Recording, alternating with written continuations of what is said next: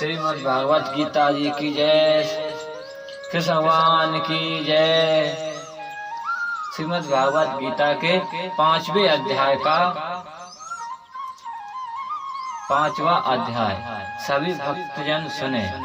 उसके उपरांत अर्जुन ने पूछा, हे कृष्ण, आप कर्म के सन्यासियों की और फिर निष्काम कर्म योगी को प्रशंसा करते हैं, इसलिए इन दोनों में एक जो निश्चय किया है कल्याणकारी होवेगा, उसको मेरे लिए कहिए। इस प्रकार अर्जुन के पूछने पर श्री कृष्ण महाराज बोले, हे अर्जुन, कर्मों को संन्यास और मन, इंद्रिय और शरीर द्वारा होने वाले संपूर्ण कर्मों में कर्ता पालन का त्याग और निष्काम कर्म योगी अर्थात समुद्र बुद्धियों से भावित कर्मों का करना, ये दोनों ही परम कल्याणकारी के करने वाले हैं। परंतु उन दोनों में भी कर्मों के संन्यास से निष्काम कर्म योग साधना में सुगम होने पर श्रेष्ठ है। इसलिए हे अर्जुन, जो पुरुष ना किसी से दूषित करता है और ना किसी को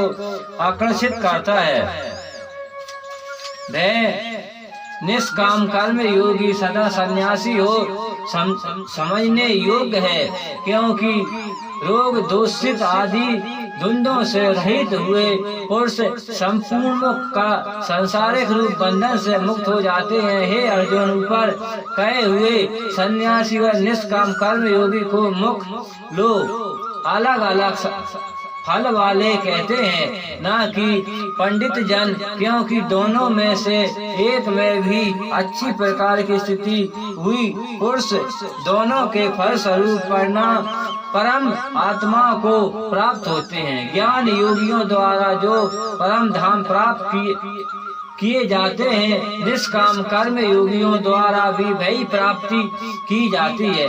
इसलिए जो पुरुष ज्ञान योग और निष्काम कर्म योग को फल स्वरूप से एक देखता है, वह ही अर्थार्थ देखता है। परंतु हे अर्जुन, निष्काम कर्म योगी के बिना सन्यासी अर्थात मन, इंद्रिय और शरीर द्वारा होने वाले संपूर्ण कर्मों में कर्तापन का त्याग प्राप्त होना कठिन है। भागवत स्वरूप को मानना कहने वाले निष्काम कर्मयोगी परम ब्रह्म परमात्मा को शीघ्र ही प्राप्त हो जाते हैं। बस में किए हुए शरीर जिसके ऐसे जैनेन्द्र और विशुद्धि अथा अंत कारण वाले एवं संपूर्ण प्राणियों के आत्म रूपी परमात्मा में एक ही भाव हुए निष्काम कर्म योगी कर्म करता हुआ भी लोकमान नहीं होता है।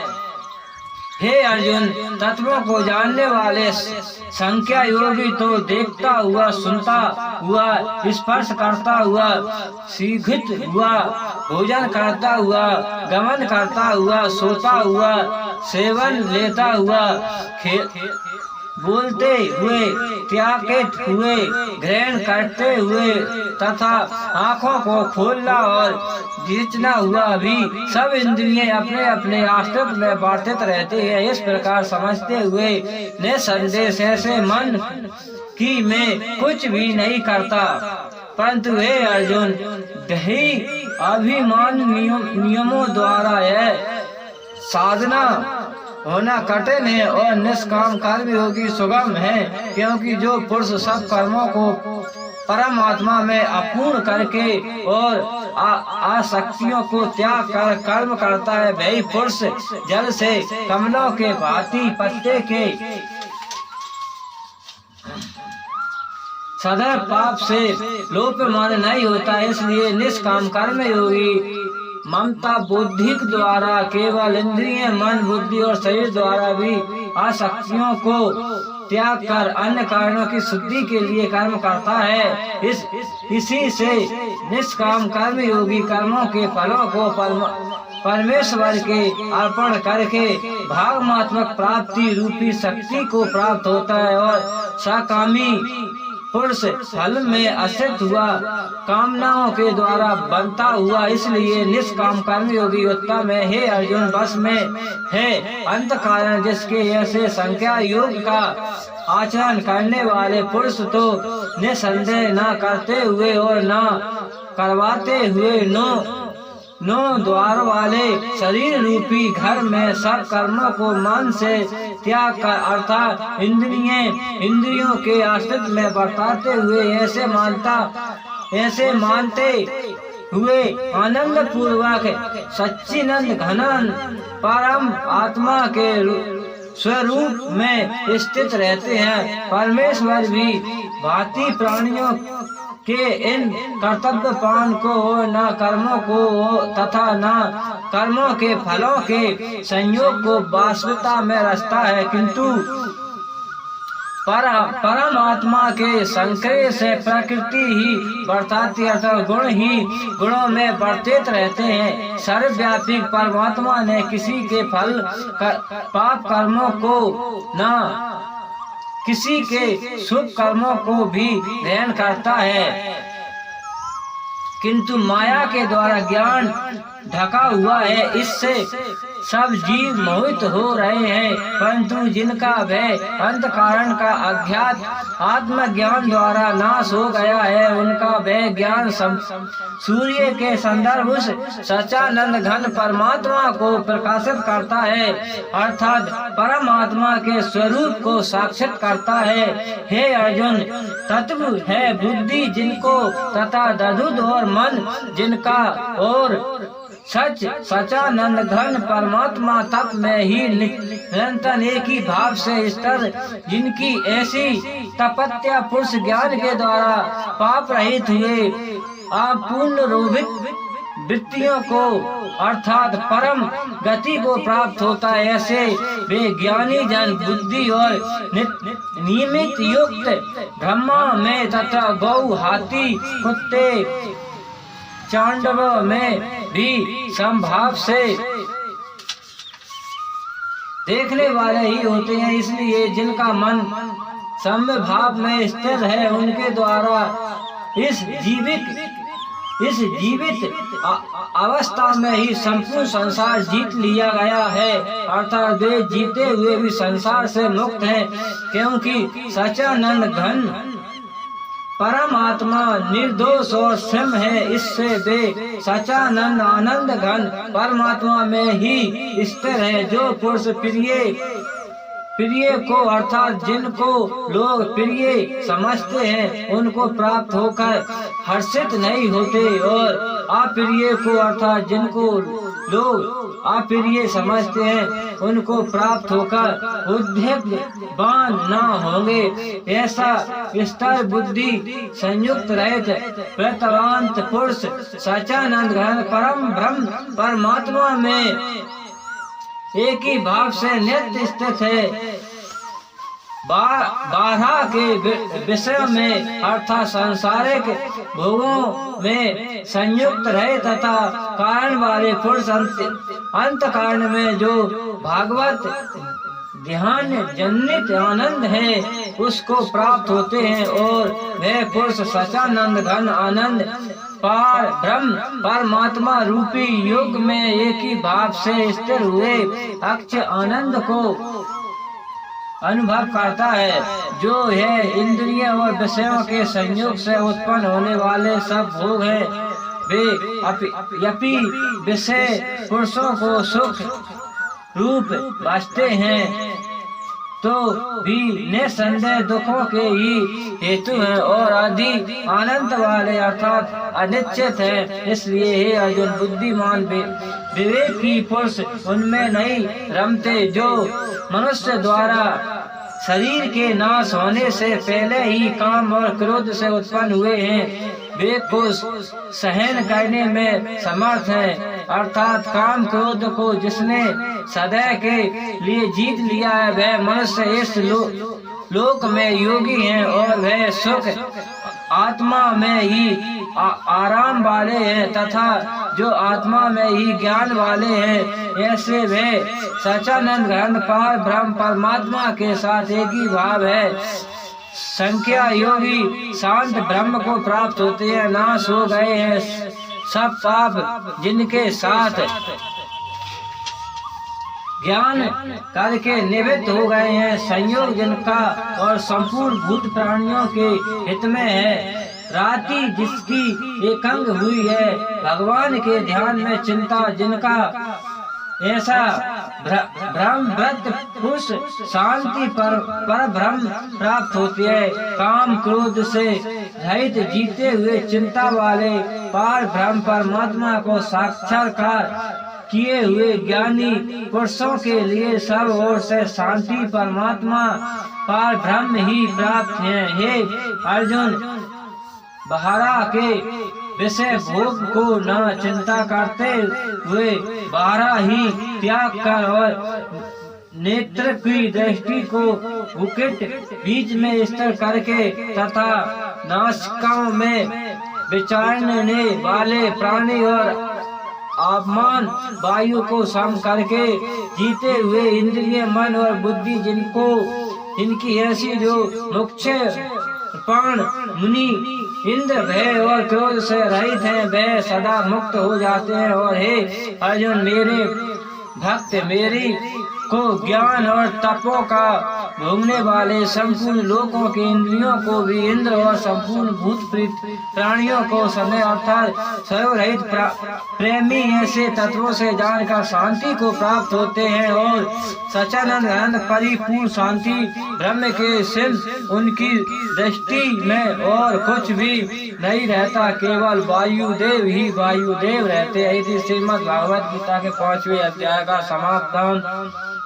गणपति गजानंद महाराज की, विष्णु भगवान की, श्री लक्ष्मी नारायण की, शंकर भगवान की, वीर हनुमत लाल की, जिंद बाबा की, ओम जिंदेश्वर धाम की, सिद्ध बाबा की, ब्रह्मगुण बाबा की, लक्ष्मी माता की, गौरा पार्वती मैया की, श्री रामचंद्र भगवान की, सभी देवी देवतान की, सब संतान की, सब भक्तान की, आज के आनंद की, धर्म की अधर्म का नाश हो, सत्य सनातन धर्म की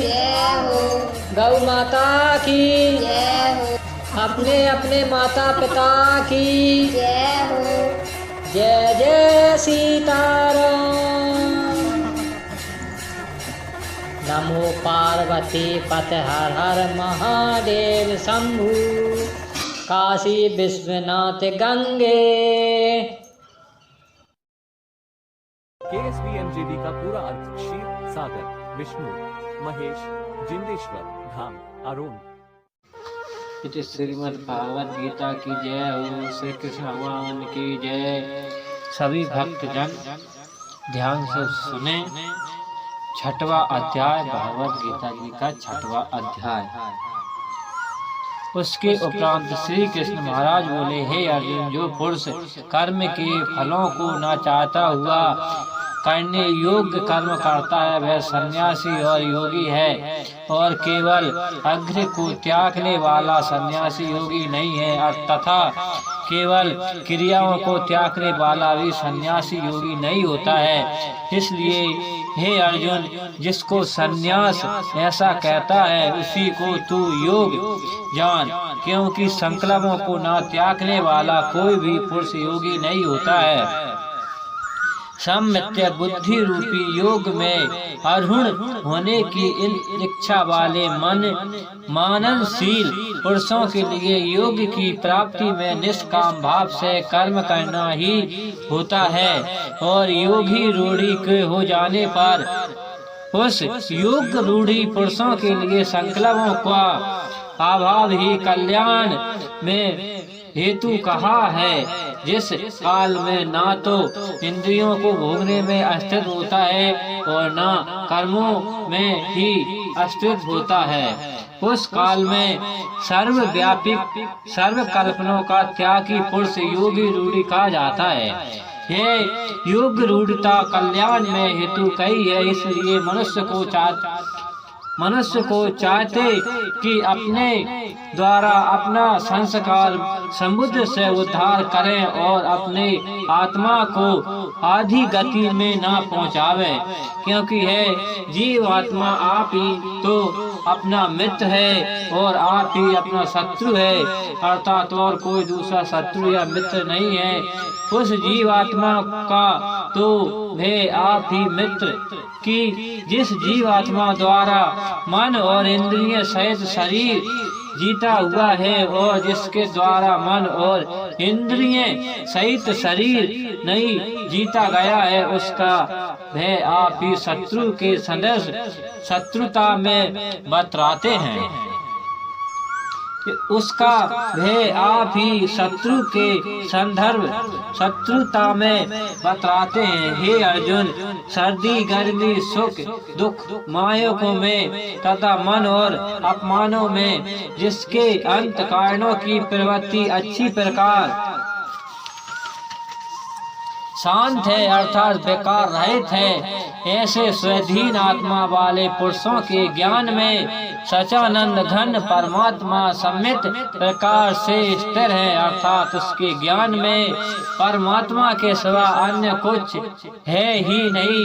ज्ञान विज्ञान से तृप्त है, अतः कारण जिसका तथा विकराहित है, स्थिति जिसकी और अच्छी प्रकार जीती हुई है, इंद्रियें जिसकी तथा समान ही मिट्टी पत्थर और स्वर्ग जिसके वह योगी युक्त अर्थात भागवत की प्राप्ति वाला है। ऐसा कहा जाता है जो पुरुष सदैव मित्र बैरी उदासीन और मध्यथल दोषी और बंधु गणों में तथा धर्मात्माओं में पापियों में समान भाव वाला है, वह अति श्रेष्ठ है। इसलिए उचित है कि जिसका मन और इंद्रिय सहित शरीर जीता हुआ है, ऐसा वासना रहित और संग्रहित योगी अकेला ही एकांत स्थान में स्थिर हुए निरंतर आत्मा को परमात्मा के ध्यान में लगावे। शुद्ध भूमि में कोष मृगछाला और वस्त्र हैं, ऊपर परी जिसके ऐसे अपने आसन को न अति उचित और न अति नीच स्थिर स्थापना करके और उस आसन पर बैठा कर और मन को एकाग्रित करके चिंता और इंद्रियों को क्रियाओं को बस में किए हुए अंत कारणों की शुद्धि के लिए योग का अभाव है। उसकी विधि इस प्रकार है कि काया सिर और ग्रीन को समान और अचल धारण किए हुए शुद्ध होकर अपनी नासिका के अग्रभाग को देखकर अन्य दिशाओं को न देखता हुआ और ब्रह्मचारियों के व्रत में स्थिर रहते हुए भय रहित तथा अच्छी प्रकार शांत अंत कारण वाले और समाधान होकर मन को बस में करके मेरे में लगे हुए चिंत वाला और मेरे पर्यटन हुए स्थिर होवेंगे। इस प्रकार आत्मा को निरंतर परमेश्वर के स्वरूप में लगाता हुआ स्वाधीन मन वाला योगी मेरे में स्थिर रूपी परमात्मा परिकृष्ट वाली शांति को प्राप्त होता है। परंतु हे अर्जुन, यह योगी ना तो बहुत खाने वाले का सिद्ध होता है और ना बिल्कुल खाना ना खाने वाले का तथा ना अतीत स्नान करने के स्वभाव वाले का और ना अत्यंत जागने वाले का ही शुद्ध होता है। यह दुखों का नाश करने वाले योगी को यथा योग आहार और विहार करने वाले का तथा कर्मों में यथा योग चिंता करने वाले का और यथा योग शयन करना तथा जागने वाले का ही सिद्ध होता है। इस प्रकार योग के अभाव से अत्यंत बस में किए हुई चिंता जिस काल में परमात्मा में ही भली प्रकार स्थिर हो जाती है। उस काल में संपूर्ण कामनाओं से सुरभित होते पुरुष योग युक्त ऐसा कहा जाता है। जिस प्रकार वायु रहित स्थान में स्थिर दीपक चलामान नहीं होता है, वैसे ही उपमा परमात्मा के ध्यान में लगे हुए योगी के जीते हुए चित्त को कही गई। हे अर्जुन, जिस अवस्था में योगी के अभाव से निरुद्ध हुए चिंत उपराम हो जाते हैं और जिस अवस्था में परमेश्वर के ध्यान से शुद्ध हुए सूक्ष्म बुद्धि द्वारा परमात्मा को साक्षात करता हुआ सदा चिंतन धन दहन परमेश्वर आत्मा में ही संतुष्ट होते हैं तथा इंद्रियों से अतीत केवल शुद्ध हुए सूक्ष्म बुद्धि द्वारा ग्रहण करने योग्य जो अत्यंत आनंद है उसको जिस अवस्था में अनुभव करता है और जिस अवस्था में स्थिर हुए यह योगी भावात्मक रूप से नहीं चलामान होता है और परमेश्वर की प्राप्ति रूपी जिस लाभ को प्राप्त होकर उससे अधिक दूसरा कुछ भी लाभ नहीं मानते हैं और भावात्मक प्राप्ति रूपी जिस अवस्था में स्थिर हुए योगी बड़े भारी दुखों से भी चलामान नहीं होते हैं, जो दुख रूपी संसार के संयोग से रहित हैं तथा जिसका नाम योग है उनको जानना चाहिए। वे योग न उत्काते हुए चिंता से अर्थात तत्पर हुए चित्त से निश्चय पूर्वक करना कर्तव्य है। इसलिए मनुष्य को चाहिए कि संकल्पों से उत्पन्न होने वाली संपूर्ण कामनाओं को ने शीर्षताओं से अर्थात वासना और आसक्तियों त्याग कर और मन के द्वारा इंद्रियों को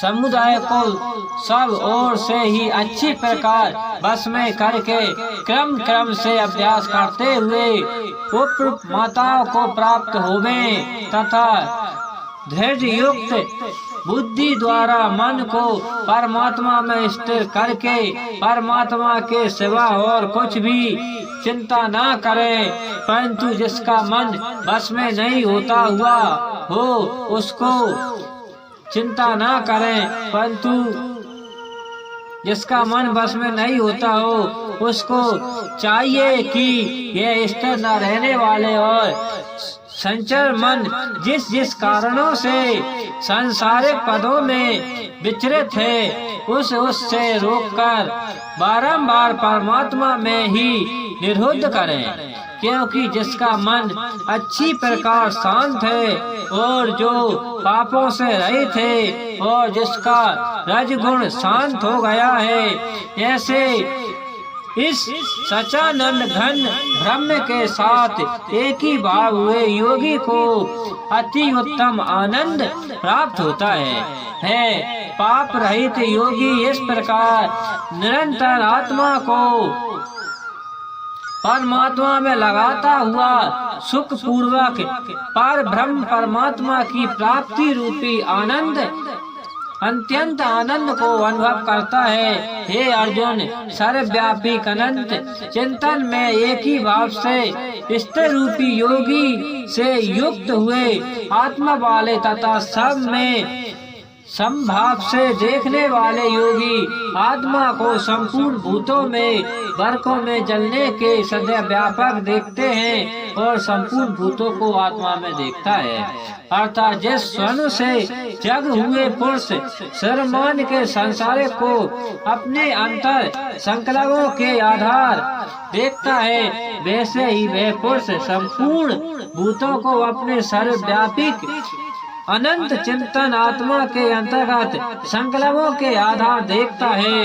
जो पुरुष संपूर्ण भूतों में सबके आत्मा को मुझे वासुदेव को ही व्यापक देखता है और संपूर्ण भूतों को मुझे वासुदेव के अंतर्गत देखता है, उसके लिए मैं आदित्य नियुक्त होता हूँ और वह मेरे लिए अदृश्य नहीं होते हैं, क्योंकि वे मेरे में एक ही भाव से स्थिर है। इस प्रकार जो पुरुष एक ही भाव में स्थिर हुए संपूर्ण भूतों में आत्मा रूपी से स्थिर मुझे सचानंद आनंद घन वासुदेव को बसते हैं, वे योगी सब प्रकार से बतलाते हुए भी मेरे में बतलाते हैं, क्योंकि उसके अनुभव में मेरे सिवा अन्य कुछ ही नहीं है। हे अर्जुन, जो योगी अनंत दृश्यों से संपूर्ण भूतों में सम देखता है और सुख अर्थात दुखों का भी सब में समान देखता है, वह योगी परमात्मा श्रेष्ठ माना गया है। इस प्रकार भगवान के वाक्यों को सुनकर अर्जुन बोले, हे मधुसूदन, जो है ध्यान योग आपने संभ भावों से कहा है, इसी को मैं मन के चंचल होने से बहुत काल तक ठहराने वाली स्थिति को नहीं देखता हूँ, क्योंकि हे कृष्ण, हे मन बड़ा चंचल और प्रहथन मथन स्वभाव वाला है तथा बड़ा दृढ़ और बलवान है, इसलिए इसका बस में करने में वायु की भांति अति दुष्कर मानते हैं। इस प्रकार अर्जुन के पूछने पर श्री कृष्ण भगवान बोले, हे महाभई, निसंदेह मन चंचल और कठिनाइयों से बस में होने वाले हैं, परंतु हे कुंती पुत्र अर्जुन, अभ्यास अर्थात स्थिति के लिए बारंबार यत्न करने से और वैरागियों से बस में होते हैं, इसलिए इसको अभ्यास बस में करना चाहिए, क्योंकि मन को बस में न करने वाले पुरुषों द्वारा योग्य दृष्ट प्रयास है अर्थात प्राप्त होना कठिन है, और आदिधीन मन वाले प्रयत्नशील पुरुष द्वारा समाधान करने से प्राप्त होना सहज है। यह मेरा मत है। इस पर अर्जुन बोले, हे कृष्ण, योग से चलामान हो गया है मन जिसका ऐसा शीतल यथावाल श्रद्धा युक्त पुरुष योगी को सिद्धि को अर्थात भागवत संस्कारताओं को न प्राप्त होकर किसी गति को प्राप्त होता है। हे महाभई, क्या वे भागवती प्राप्ति के मार्ग में मोहित हुए आश्रय रहित पुरुष छिन्न भिन्न बादलों की भांति दोनों ओर से अथवा भगवत प्राप्ति और सांसारिक भोगों से प्रयुक्त हुए नष्ट तो नहीं हो जाते हैं। हे कृष्ण, मेरे इस संयोग को संपूर्ण तत्वों से छेदन करने के लिए आप ही योग हैं, क्योंकि आपके सिवा दूसरा इस संसलित छिंदन करने वाला मिलता संभव नहीं है। इस प्रकार अर्जुन के पूछने पर श्री कृष्ण भगवान बोले, हे पार्थ, उस पुरुष को न तू इस लोक में और न परलोक में ही नाश होता है, क्योंकि हे प्यारे, कोई भी शुभ काम करने वाले अर्थात भागवत अर्थ कर्म करने वाले दुष्कर्मों को नहीं प्राप्त होते हैं, किंतु वे योग भ्रष्ट पुरुष पुण्यवानों के लोकों को अर्थात स्वर्ग अधिक उत्तम लोकों को प्राप्त होकर उनमें बहुत वर्ष तक वास करके शुद्धि आचरण वाले श्रीमान पुरुषों के घर में जन्म लेते हैं, अर्थात वैरागी वन पुरुष उन लोक में न जाकर ज्ञानवानी योगियों के ही कुल में जन्म लेते हैं, परंतु इस प्रकार का जो है जन्मा है सो संसार में निसंदेह अति दुर्लभ है। भय पुरुष भय उस पहली शरीर में साधना किए हुए बुद्धि के संयोग को अर्थात समबुद्धि योग के संस्कार को अन्यासी ही प्राप्त हो जाता है, और हे कुरु आनंद, उसके प्रभाव से फिर अच्छी प्रकार भागवत प्राप्ति के निमित्त यत्न करना है। वे विषयों के वश में हुए भी उस पहलुओं के अभ्यास से ही निसंदेह भागवत की ओर आकर्षित किया जाता है तथा समबुद्धि रूपी योगी का जिज्ञासु भी वेद में कहे हुए सकाम कर्म के फलों को उल्लेखन कर जाता है। जबकि इस प्रकार मदन यतन करने वाले योगी भी परम गति को प्राप्त हो जाते हैं, तब क्या कहना है कि अनेक जन्मों से अंत कारणों की शुद्धि रूपी सिद्धि को प्राप्त हुए और अति प्रयत्न अभ्यास करने वाले योगी संपूर्ण पापों से अच्छी प्रकार शुद्ध होकर उस साधन के प्रभाव से परम गति को प्राप्त होते हैं, अर्थात परम गति को प्राप्त होता श्रेष्ठ माना गया है तथा तपस्वियों से भी श्रेष्ठ है और शास्त्रों के ज्ञान वालियों से भी श्रेष्ठ माना गया है तथा सकर्म करने वाले लोगों से भी योगी श्रेष्ठ है। इससे हे अर्जुन तू योगी हो। हे प्यारे, संपूर्ण योगियों में भी जो श्रद्धावान योगी मेरे में लगे हुए अंतरात्माओं से मेरे को निरंतर बसता है, हे योगी मुझे परम श्रेष्ठ मानने चाहता है। इतिवत श्रीमद् भागवत गीता के 6वें अध्याय समापन। गणपति गजानंद महाराज की जय, विष्णु भगवान की जय, श्री लक्ष्मी नारायण की जय, शंकर भगवान की जय, वीर हनुमत लाल की जय, जिंद बाबा की जय, ओम जिंदेश्वर धाम की जय, सिद्ध बाबा की जय, ब्रह्मगुण बाबा की जय, लक्ष्मी माता की जय, गौरा पार्वती मैया की जय, श्री रामचंद्र भगवान की जय, सभी देवी देवतान की जय, सब संतान की जय, सब भक्तान की जय, आज के आनंद की जय, धर्म की जय हो, अधर्म का नाश हो, सत्य सनातन धर्म की जय हो, गौ माता की जय हो, अपने अपने माता पिता की जय हो, जय जय सीताराम। नमो पार्वती पते हर हर महादेव शंभु, काशी विश्वनाथ गंगे। KSVMJD का पूरा अर्थ क्षीर सागर विष्णु महेश जिंदेश्वर धाम अरुण। 6वें अध्याय का महत्व सुनिए। श्रीमद् भागवत गीता के 6वें अध्याय का महत्व सभी भक्तजन सुनिए। श्री भगवान कहते हैं, सुमिक अब मैं 6ठे अध्याय का महत्व बतलाता हूँ, जिसे सुनने वाले मनुष्यों के लिए मुक्ति कर्ता लागत हो जाती है। गोदावरी नदी के तट पर पृष्ठमान पूरक नामक एक विशाल नगर था, जहाँ मैं पिछले लेक्स के नाम से विख्यात होकर रहता हूँ। उस नगर में जन श्रीमती नामक एक राजा रहता था, जो भूमंडल की प्रजा के अत्यंत प्रिय था। उनका प्रताप मात्र मंडल के प्रचंड तेज के समान जान पड़ता था।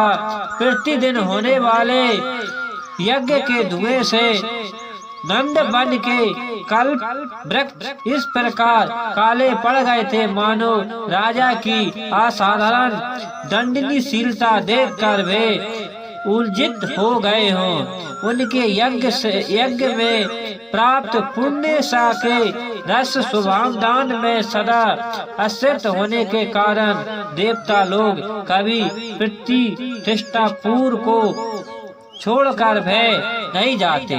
उनके दान के समय छोड़े हुए जल की धारा प्रताप रूपी तेज और यज्ञ के धुएं में पुष्ट होकर वेद ठीक समय पर वर्षा करते थे। उस राजा के शासन काल में इंद्रिय खेती में होने वाली 6 प्रकार के उपद्रव के लिए कहीं थोड़े भी स्थान नहीं मिलता था और अच्छे नीतियों का सर्व प्रचार होता था। बल वाली कुएं पोखरे खुदवाने के बहाने मानव प्रतिदिन पृथ्वी के भीतर की निधियों का अवलोकन करते थे। एक समय राजा के दान तप यज्ञ और प्रजा पालन से संतुष्ट होकर स्वर्ग के देवता उन्हें वर देने के लिए आए।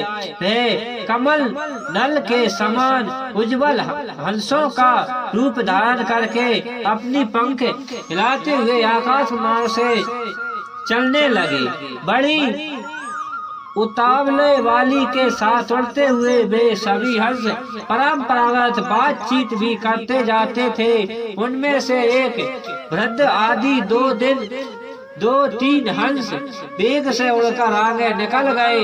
तब पिछले वाले हंस आगे जाने वाले को संबोधित करके कहे, अरे भाई भद्रुद, तुम लोग वेग से आगे चलकर आगे क्यों हो गए हो?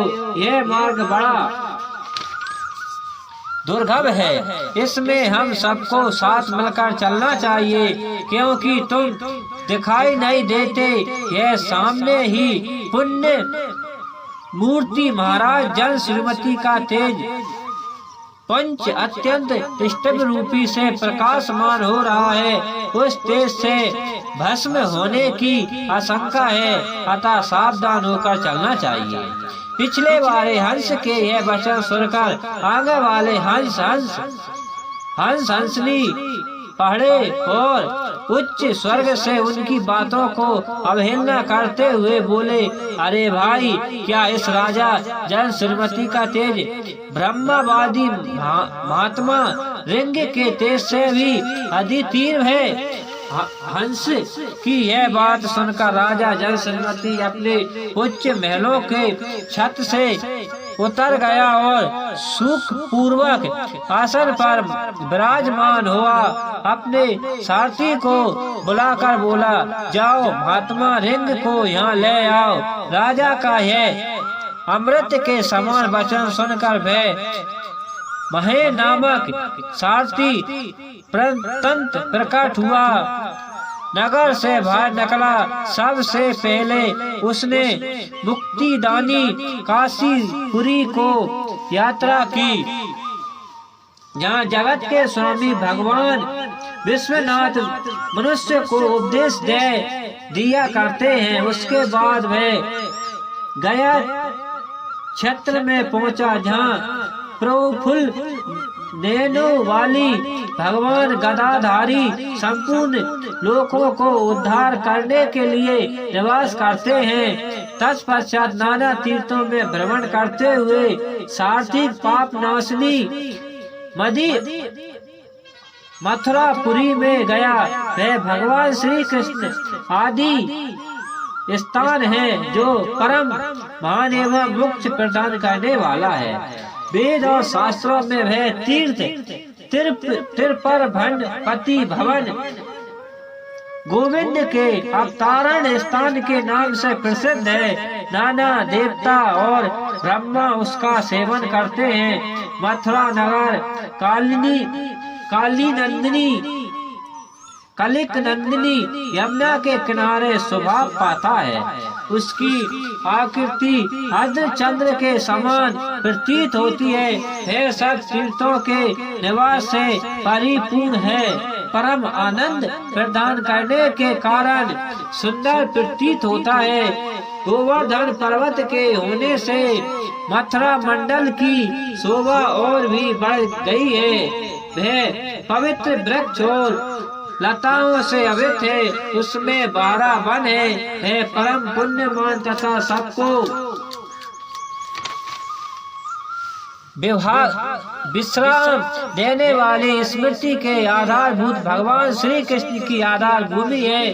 तत्पश्चात मथुरा से पश्चिम और उत्तर दक्षिण की ओर बहुत दूर तक जाने पर सात्विक की काशी मीर काश्मीर नामक नगर दिखाई दिया, जहाँ सैकड़ों के समान उज्जवल गंगा चमनी महलों की पंक्तियां भगवान शंकर के अष्टसिक भांति शोभ पाती हैं। यहाँ ब्रह्मा के शास्त्र आलोक सुनकर मनुष्य भी सुंदर वाणी और पदों का आचरण करते हुए देवता के समान हो जाते हैं। यहाँ निरंतर होने वाले यज्ञ धुएं में व्यक्त होने के कारण आकाश मंडल मेघ से धुतला होने पर भी अपनी कालिम नहीं छोड़ता। जहाँ उपाध्याय के पास आकर छत्र जन्म कालिनी अभ्यास से ही संपूर्ण कलाएं स्वयं पढ़ लेती हैं, तथा जहाँ माणिकेश्वरी नामक से प्रसिद्ध भगवान चंद्रशेखर देहधारियों को वरदान देने के लिए नित्य निवास करते हैं। कश्मीर के राजा माणिकसेन दिग्गज विजयों में समस्त राजाओं को जीतकर भगवान शिव का पूजन किया था। तभी से उनका नाम मणीश्वरी हो गया था। उनके मंदिर के दरवाजे पर महात्मा रिंग एक छोटी सी गाड़ी पर बैठ अपने आंकड़ों को खुजलाते हुए वृक्ष की छाया का सेवन कर रहा था। इसी अवस्था में सारथी ने उन्हें देखा। राजा को बताते हुए भिन्न भिन्न चिन्हों से उसने शीघ्र ही रिंग को पहचान लिया और उनके चरणों में प्रणाम करके कहा, ब्रह्मा, आप किस स्थान पर रहते हैं? आपका पूरा नाम क्या है? आप तो सदा स्वाधीन विचरण वाले हो, फिर यहाँ किस लिए ठहरे हैं? इस समय आपका क्या करने का विचार है? सारथी के यह वचन सुनकर परम आनंद में निमित्त महात्मा रिंग ने कुछ सोचकर उससे कहा, यदि हम पूर्व काल हैं, हम किसी वस्तु की आवश्यकता नहीं है, तभी कोई भी हमारी मनोवृत्तियों के अनुसार परिचित कर सकते हैं। रिंग के हृदय अभिप्रिया को आदर पूर्वक ग्रहण करके सारथी धीरे से राजा के पास चल दिया। वह पहुंचकर राजा को प्रणाम करके उसने हाथ जोड़ा, सारा समाचार निवेदन किया। उस समय स्वामी के दर्शन से उसके मन में बड़ी प्रशंसा हुई। सारथी के वचन सुनकर राजा ने नेत्र अचरज से चकित हो उठा। उनके हृदय में रिंग का सत्कार करने की श्रद्धा जागृत हुई। उन्होंने 2 खचोरियों से जुटी हुई एक गाड़ी लेकर यात्रा की, साथ ही मोतियों के हार, अच्छे अच्छे वस्त्र और एक सहस्त्र गौआ भी ले ली। कश्मीर मंडल में महात्मा रिंग जहाँ रहते थे, उस स्थान पर पहुंचकर राजा ने सारी वस्तुएं उनके आगे निवेदन कर दी और पृथ्वी पर पड़कर सष्टमी प्रणाम किया। महात्मा रिंग अत्यंत भक्ति के साथ चरणों में पड़े हुए राजा जन श्रीमती पर कृपित हो उठे और बोले, हे शूद्र, तू दृश्य राजा है क्या? तू मेरा वृत्तांत नहीं जानता है? खचोरियों से जुटी हुई अपनी ऊंची गाड़ी ले जा। यह वस्त्र, यह मोतियों के हार और यह दूध देने वाली गौएं भी स्वयं ही ले जा। इस तरह आज्ञा देकर रिंग ने राजा के मन में यह उत्पन्न कर दिया। तब राजा ने सूप के भय से महात्मा रिंग के दोनों चरण पकड़ लिए और भक्ति पूर्वक कहा, ब्रह्म, मुझ पर प्रसन्न होइए। भगवान, आप में यह अद्भुत महत्व कैसे आया? प्रसन्न होकर मुझे ठीक ठीक बताइए। रिंग ने कहा, राजन, मैं प्रतिदिन गीता के 6 अध्याय का जाप करता हूँ। इसी से मेरी तेजी राशि देवताओं के लिए भी दुसहत है। तंत्र परम बुद्धिमान राजा जन श्रीमती ने यथा पूर्वक महात्मा रिंग से गीता के छठे अध्याय का अभ्यास किया। इसी से उन्हें मोक्ष की प्राप्ति हुई। इधर रिंग भी भगवान मणिकर्णिका के समीक्ष मोक्षदायी गीता के छठे अध्याय का जाप करते हुए सुख से रहने लगा। हंस का रूप धारण करके वरदान देने के लिए आए हुए देवता भी विस्मित होकर रिंग ने कहा, राजन, मैं प्रतिदिन गीता के छठे अध्याय का जाप करता हूँ। इसी से मेरी तेज राशि देवताओं के लिए भी देह शुभ है। तत्व अनुसार परम बुद्धिमान राजा जन श्रीमती ने यथा पूर्वक महात्मा रिंग से गीता के छठे अध्याय का अभ्यास किया। इसी से उन्हें मोक्ष की प्राप्ति हुई। इधर रिंग भी भगवान मणिका से स्वर के समीक्ष मोक्षदायिनी गीता के छठे अध्याय का जाप करता हुआ सुख से रहने लगा। हंस का रूप धारण करके वरदान देने के लिए आए हुए देवता भी विस्मित होकर स्मरण अनुसार चले गए। जो मनुष्य सदा इस प्रकार एक ही अध्याय का जाप करता है, वह भी भगवान विष्णु के ही स्वरूप को प्राप्त होता है। इसमें तनिक भी संदेह नहीं है। इस श्रीमद् भागवत गीता के छठवें अध्याय का समापन। गुरु श्री कृष्ण भगवान की जय। भागवत गीता जी की जय। जिंद बाबा की जय। सिद्ध बाबा की जय। ब्रह्मण बाबा की जय।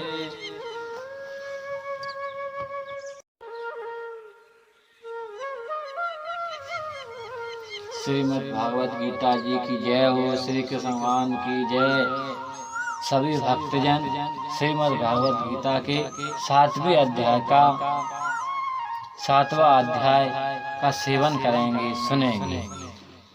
उपयुक्त उसके उपरांत श्री कृष्ण भगवान बोले, हे पार्थ, तुम मेरे में अत्यंत प्रेम से आशित हुए मन वाले और अन्य भावों से मेरे परायण होकर योग में लगे हुए हो। मुझको संपूर्ण विभूतियों बल ईश्वरीय गुणों से युक्त सबका आत्म रूपी जिस प्रकार संयुक्त जानेंगे उसको सुनेंगे। मैं तुम्हारे लिए इस रहस्य रहित तत्व ज्ञानों को संपूर्ण तत्वों से कहूँगा कि जिसकी जानकारी संसार में फिर और कुछ भी जानने योग्य शेष नहीं रह जाता है। हजारों मनुष्यों में कोई भी मनुष्य मेरी प्राप्ति के लिए यत्न करता है और उन्हें यत्न करने वाले योगियों में भी कोई भी पुरुष मेरे पर्यावरण हुए मेरे को तत्वों से जानता है, अर्थात यथार्थ मार्गों से जानता है। हे अर्जुन, पृथ्वी, जल, अग्नि, वायु और आकाश तथा मन, बुद्धि, अहंकार भी ऐसी है 8 प्रकार से विविध हुए मेरी प्रकृति में है। यह 8 प्रकार के बुद्धि वाली तो अपार है, अर्थात मेरी जड़ प्रकृति है। और हे महाबली, इससे दूसरों को मेरी जीव रूपी पार और अर्थात चेतन प्रकृति जानने की जिससे यह संपूर्ण जगत धारण किए जाते हैं। हे अर्जुन, तू ऐसा समझ कि संपूर्ण भूतों इन दोनों प्रकृतियों से ही उत्पत्ति वाले हैं और मैं संपूर्ण जगत का उत्पत्ति तथा प्रलय रूपी हूँ, अर्थात संपूर्ण जगत का मूल कारण हूँ। इसलिए हे जनार्दन, मेरे से सेवा किंजी मंत्र से भी दूसरी वस्तु नहीं होती है। यह संपूर्ण जगत सूत्र के मूल कारणों के सदैव मेरे में गूथे हुए हैं। हे अर्जुन, जल में, रस में और चंद्रमा और सूर्य में प्रकाश हूँ और संपूर्ण वेदों में आकार हूँ तथा आकाश में शब्द और पुरुषों में पुरुषास्त्र हूँ। पृथ्वी में पवित्र गंध और अग्नि में तेज हूँ और संपूर्ण भूतों में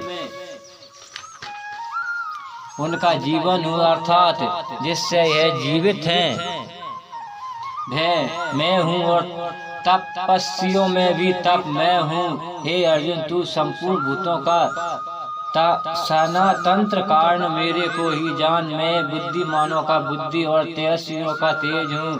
हे भरत श्रेष्ठ, मैं बलवानों का अस्तित्व और कामनाओं में रहु बल अर्थात सामर्थक हूँ, और सब भूतों में धर्म के अनुकूल और शास्त्रों के अनुकूल काम हूँ। और भी जो सत्यम गुणों से उत्पन्न होने वाले भाव हैं, और जो रण गुणों में से तथा तप गुणों से होने वाले भाव हैं, उन सबको तू मेरे से ही होने वाली है ऐसे जान, परंतु वास्तव में उनमें मैं और वे मेरे में नहीं है। गुणों के कार्य रूपी सर्वत्र राजस्व से और तमाम इन तीनों प्रकार के भावों से अर्थात रंज दोषित बेकारों से संपूर्ण विषयों से यह सब संसार मोहित हो रहा है। इसलिए इन तीनों गुणों में से पार मुझे अविनाशियों को तत्वों से नहीं जानता, क्योंकि यह अवलोकित तथा अति अद्भुत त्रिगुणियों मेरी योग माया बड़ी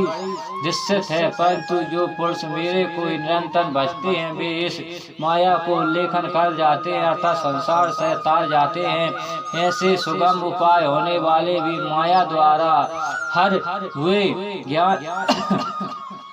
ज्ञान वाले और अश्रु स्वभाव को धारण किए हुए मनुष्यों में नीचे और दूषित कर्म करने वाले मूढ़ लोही तो मेरे को नहीं बचते हैं। हे भरत वंशियों में श्रेष्ठ अर्थात भरत वंशियों में अर्जुन उत्तम कर्म वाला अर्थात अकृत जिज्ञासु और ज्ञानी अर्थात निष्काम ऐसे चार प्रकार के भक्तजन मेरे को भजते हैं। उनमें भी नित्य मेरे में एक ही भाव से स्थिर हुआ अन्य प्रेम भक्ति वाले ज्ञानी भक्त अति उत्तम है, क्योंकि मेरे को तपों से जानने वाले ज्ञानियों को मैं अत्यंत प्रिय हूँ और वह ज्ञानी मेरे को अत्यंत प्रिय हैं। यपि है सब ही उधार अर्थात श्रद्धा सहित मेरे भजने के लिए समय लगने वाले होने से उत्तम है, परंतु ज्ञानी तो साक्षर मेरा स्वरूप है। हे मेरा मत है, क्योंकि वह स्तर बुद्धि ज्ञान भक्ति अति उत्तम गति स्वरूप मेरे में ही अच्छी प्रकार स्थिर होते हैं। जो भौत जन्म के अंत के जन्म में ज्ञानांतर को प्राप्त हुए ज्ञानी सब कुछ वासुदेव है अर्थात वासुदेव के सिवा अन्य कुछ है ही नहीं। इस प्रकार मेरे को बचते हैं वह महात्मा अति दुर्लभ है।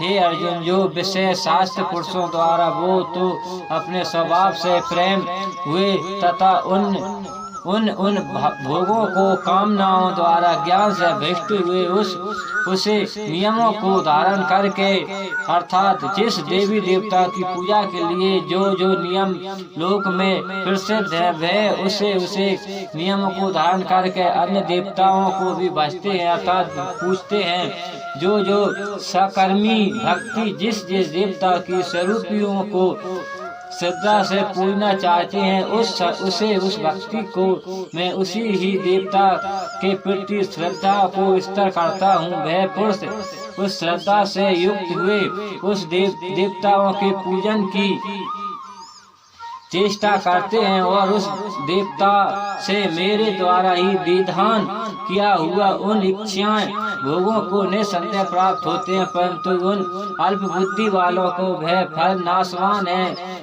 तथा वे देवताओं को पूजने वाले देवताओं को प्राप्त होते हैं। और मैं ये भक्ति चाहे जैसे ही भजे शेष में वह मेरे को ही प्राप्त होते हैं। ऐसे होने पर भी सब मनुष्य मेरा भजन नहीं करते हैं। इस कारण यह कि बुद्धिहीन पुरुष मेरे अनुत्तम तथा जिससे उत्तम और कुछ भी नहीं ऐसे अविनाशी परम भावों को अर्थात अजन्मा अविनाशी हुए भी अपनी माया से प्रकट होते हैं। ऐसे प्रभावों को तपों से न जानते हुए भी मन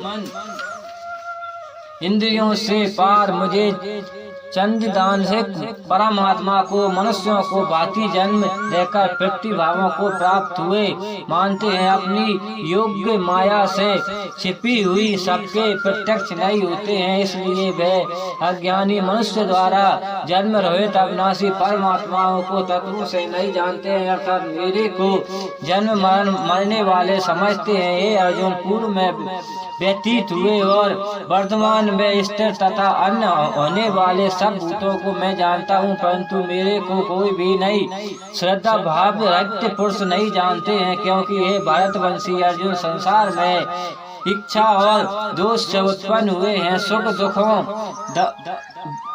धुंध रूपी मोह से संपूर्ण प्राणी अति अज्ञानता को प्राप्त हो रहे हैं, परंतु निष्काम भाव से श्रेष्ठ कर्मों को आचरण करने वाले जिस पुरुषों को पाप नष्ट हो गए हैं, वे रोग दोष दुन्न रूप मोह से मुक्त हुए हैं और दृढ़ निश्चय वाले पुरुष मेरे को सब प्रकार से भजते हैं। जो मेरे शरण होकर जरा और मरने से छूटने के लिए त्यज करते हैं, वो पुरुष उस ब्रह्मा को तथा संपूर्ण आत्माओं को संपूर्ण कर्मों को जानते हैं। जो पुरुष आदि भूत और आदि देवों को सहित तथा आदि ज्ञानी के सहित सबका आत्म रूपी मेरे को जानते हैं, अर्थात जैसे भाग बादल धूप पानी और बर्फ यह सभी जल स्वरूपी हैं, वैसे ही आदि भूति आदि देव और आदि यज्ञ आदि सब कुछ वासुदेव के स्वरूप हैं। ऐसा जो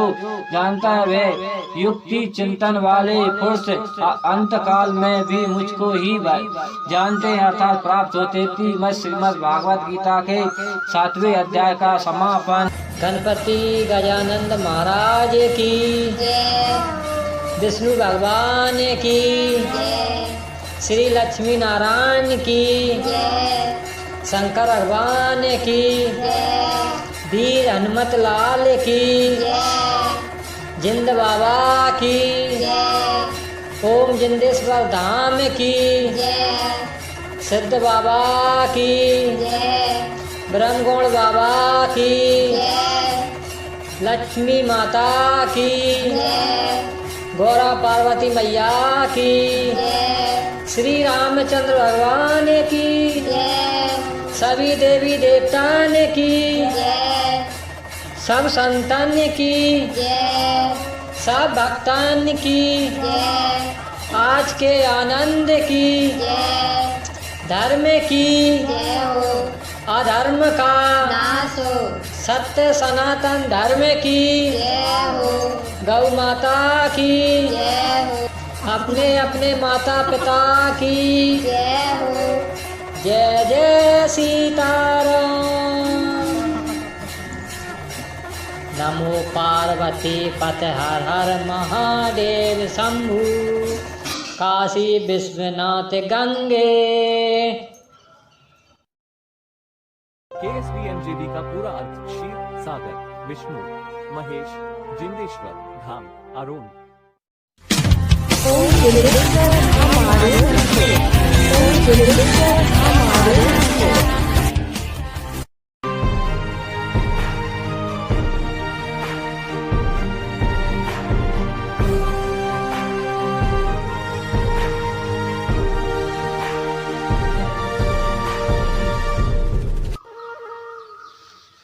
श्रीमद् भागवत गीता के 8वें अध्याय को सभी भक्तजन सुनिए। इस प्रकार भगवान के वचनों को ना समझ कर अर्जुन बोले, हे पुरुषार्थ, जिसका आपने वर्णन किया है, ब्रह्म क्या है, अध्यक्षात्मक क्या है, कर्म क्या है और आदि भूत नाम से क्या कहे गए, आदि देव नाम से क्या कहा जाता है। हे मधुसूदन, है आदि यज्ञ कौन है और वे इस शरीर में कैसे हैं, और युक्त चिंता वाले पुरुषों द्वारा अंत समय में आप किस प्रकार जानने में आते हैं।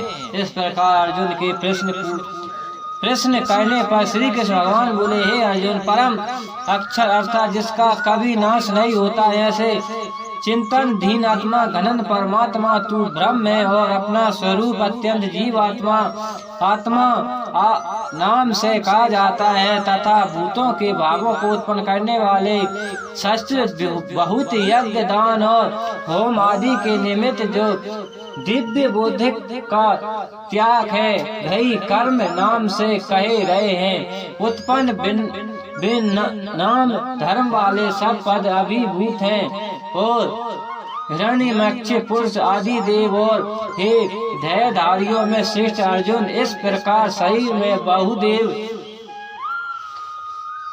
वासुदेव है। विष्णु रूपी से आदि यज्ञ हूँ और जो पुरुष अंत काल में मेरे को ही स्मरण करता हुआ शरीर को त्याग कर देता है वही मेरे साक्षात स्वरूप को प्राप्त होता है। इसमें कुछ भी संदेह नहीं है। कारण के हे कुंती पुत्र अर्जुन यह मनुष्य अंत काल में जिस पर भावों को स्मरण करते हुआ शरीर को त्याग देता है उसी को ही प्राप्त होता है, परंतु सदा उस ही भाव को चिंतन करता है और क्योंकि सदा जिस भाव को चिंतन करता है अंत काल में भी प्रिय उसी का स्मरण होता है। इसलिए हे अर्जुन तू सब समय में निरंतर मेरा स्मरण कर और युद्ध भी कर। इस प्रकार मेरे में स्मरण किए हुए मन बुद्धि से युक्त हुआ निसंदेह मेरे को ही प्राप्त होगा। हे पार्थ है नियम है कि परमेश्वर के ध्यान के अभ्यास स्वरूप योग से युक्त अन्य तरफ न जानने वाले चिंता से निरंतर चिंतन करता हुआ पुरुष परम प्रकाश स्वरूप दिव्य पुरुषों को अथवा परमेश्वर को ही प्राप्त होता है।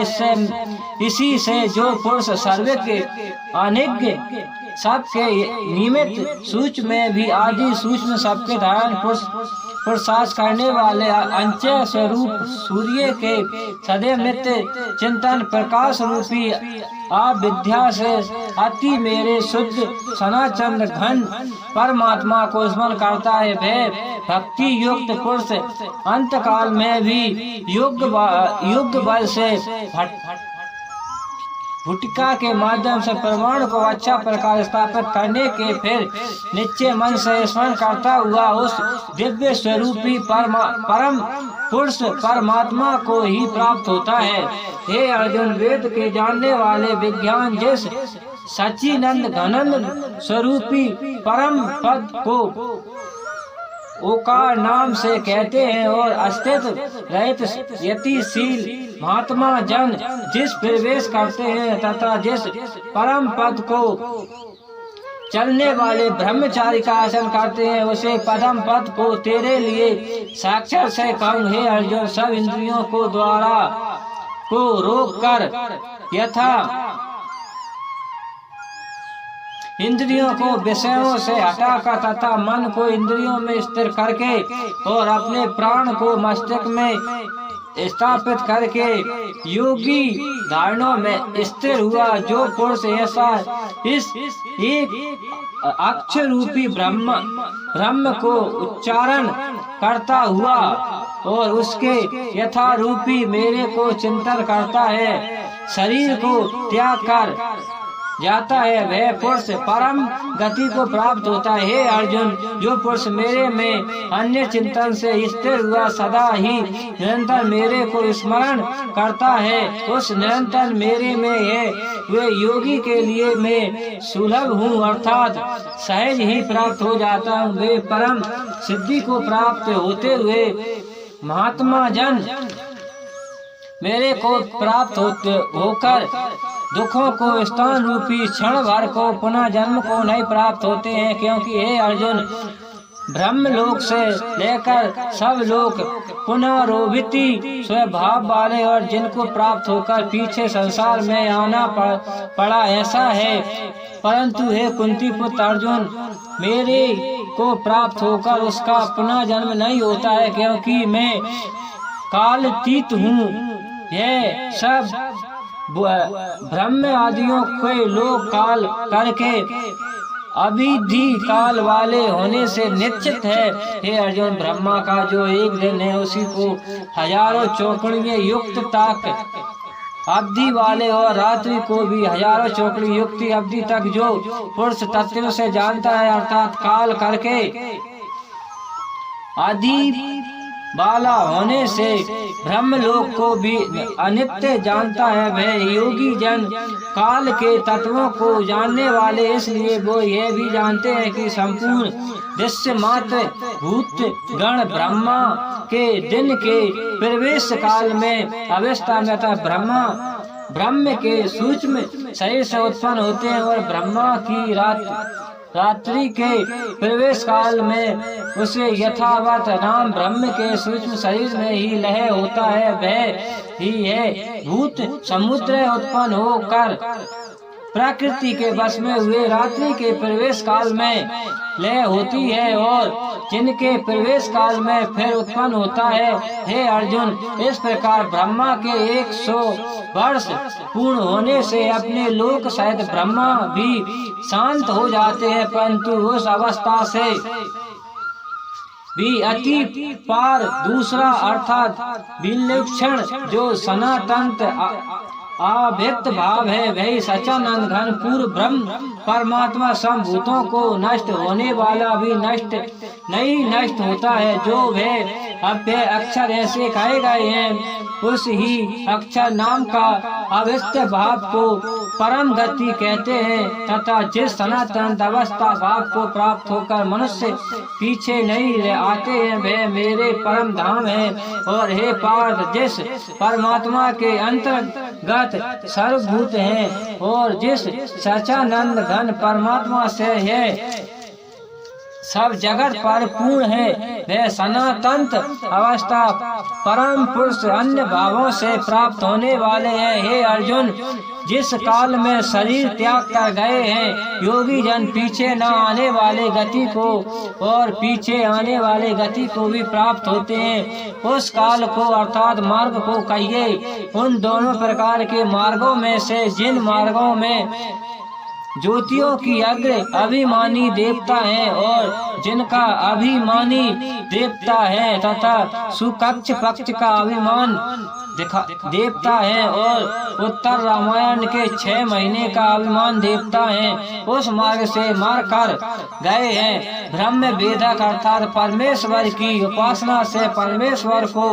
मुख्य भाव से जानने वाले योगी जन उपयंत देवताओं द्वारा क्रम से ले गए हैं ब्रह्मा को प्राप्त हुए हैं। जिस मार्ग में धूम अभिमान की देवता है और रात्रि अभिमानी देवता है तथा कृष्ण पक्ष का अभिमानी देवता है और दक्षिण महायान के 6 महीने का अभिमानी देवता है, उस मार्ग में मर कर गए हुए सकाम कर्म योगी युक्त देवताओं द्वारा क्रम से लाए गए वे चंद्रमाओं की ज्योतियों को प्राप्त होकर स्वर्ग में अपने शुभ कर्मों का फल भोगकर पीछे आते हैं।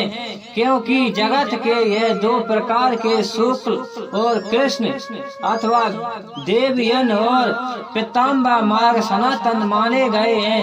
इसमें एक के द्वारा गए हुए पीछे न आने वाले परम गति को प्राप्त होते हैं और संपूर्ण दूसरे द्वारा गए हुए पीछे आते हैं अर्थात जन्म मृत्यु को प्राप्त होते हैं। हे पार्थ, इस प्रकार इन दोनों मार्गों को तपों से जानते हुए कोई भी योगी मोहित नहीं होता है अर्थात फिर वह निष्काम भाव से ही साधन करता है, कामनाओं में नहीं फंसता है। इस कारण से हे अर्जुन, तू सब काल में सर्वबुद्धि मान रूपी योग से युक्त हो और निरंतर मेरी प्राप्ति के लिए साधन करने वाले हो। क्योंकि योगी पुरुष इस रहस्य को तपों से जानकर वेदों के पढ़ने में या यज्ञ तप दान देतियों को करने में जो पुण्य फल का है उस सब को निसंदेह उल्लेखन कर जाता है और सनातन परमात्मा को प्राप्त होता है। इतिमत श्रीमद् भागवत गीता के 8वें अध्याय को समाप्त। गणपति गजानंद महाराज की, विष्णु भगवान की, श्री लक्ष्मी नारायण की, शंकर भगवान की, वीर हनुमत लाल की, जिंद बाबा की, ओम जिंदेश्वर धाम की, सिद्ध बाबा की, ब्रह्मगुण बाबा की, लक्ष्मी माता की, गौरा पार्वती मैया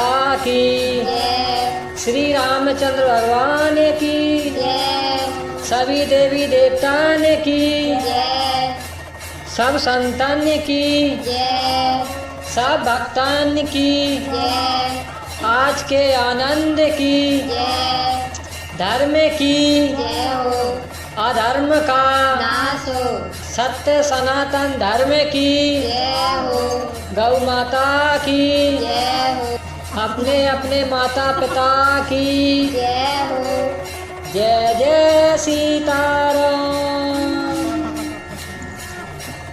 नमो पार्वती पते हर हर महादेव शंभु, काशी विश्वनाथ गंगे।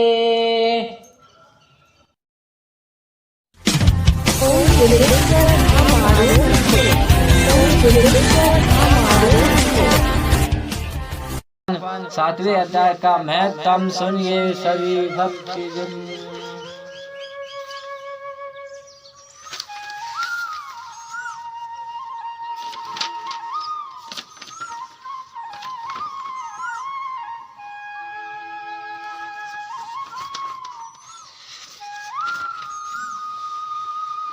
भगवान शिव जी कहते हैं, पार्वती अब मैं सातवें अध्याय का महत्व बतलाता हूँ, जिसे सुनकर कानों में अमृत रस भर जाती है।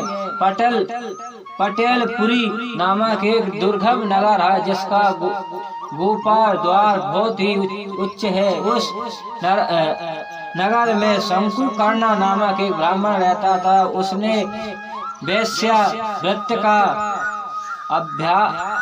आश्रय लेकर बहुत धन कमाया, किंतु न तो कभी पीताम्बरों का तर्पण किया और न देवताओं को पूजन किया। वह धनु पर्जनों में तत्पर होकर राजाओं को ही भोज दिया करता था। एक समय की बात है कि उस ब्राह्मण ने अपने चौथा विवाह करने के लिए पुत्र और बंधुओं के साथ यात्रा की। मार्ग में आधी रात के समय जब वह सो रहा था, एक सर्प कहीं से आकर उसकी भुजों काट लिया। उसके काटते ही ऐसी अवस्था में गई वह मिणी मंत्र और औषधि आदि से भी उसके शरीर की रक्षा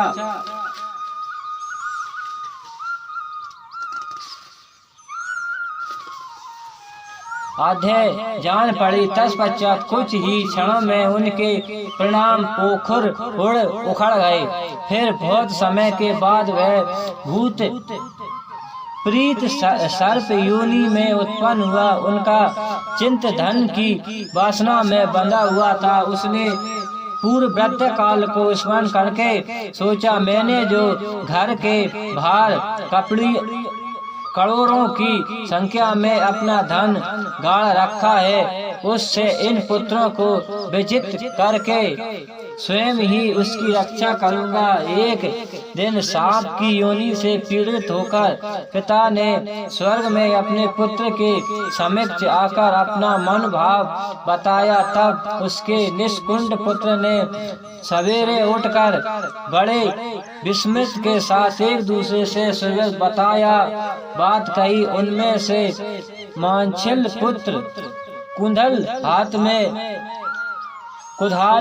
हाथ में लेकर घर से निकला और जहां उसके पिता सर्प योनि धारण करते रहते थे, उसी स्थान पर गया। यपि उस धन के स्थान का ठीक पता नहीं था, तो भी उसने चिन्ह से उनका ठीक नियत कर लिया और लाभ बुद्धि से वह पहुंचकर बाभी को खोदना आरंभ किया। तब उस बौखी से बड़ी भयानक सांप प्रकट हुए और बोले, ओ तू कौन है, किसी के लिए आया है, क्योंकि खुद खोद रहा है अथवा किसी ने तुझे भेजा है, यह सारी बात मेरे सामने बताओ। पुत्र बोले, मैं आपका पुत्र हूँ, मेरा नाम शिवा है। मैं रात्रि में देखे हुए यशु से विस्मित होकर यहाँ का स्वर्ण वर्ण लेने के कुल्हाड़ से आया हूँ। पुत्र की यह वाणी सुनकर वह सांप हंसते हुए उच्च स्वर्ग से इस प्रकार स्पष्ट वचन बोला, यदि तू मेरा पुत्र है तो मुझे शीघ्र ही बंधन से मुक्त करे। मैं पूर्व जनों के गड़े हुए धन के लिए सर्प योनि में उत्पन्न हुआ हूँ। पुत्र ने पूछा, पिताजी उसकी मृत्यु कैसे होगी मुक्ति, इसका उपाय मुझे बतलाइए, क्योंकि मैं इस रात में सब लोगों को छोड़कर आपके पास आया हूँ। पिता ने कहा, बेटा गीता के अमृतमय 7वें अध्याय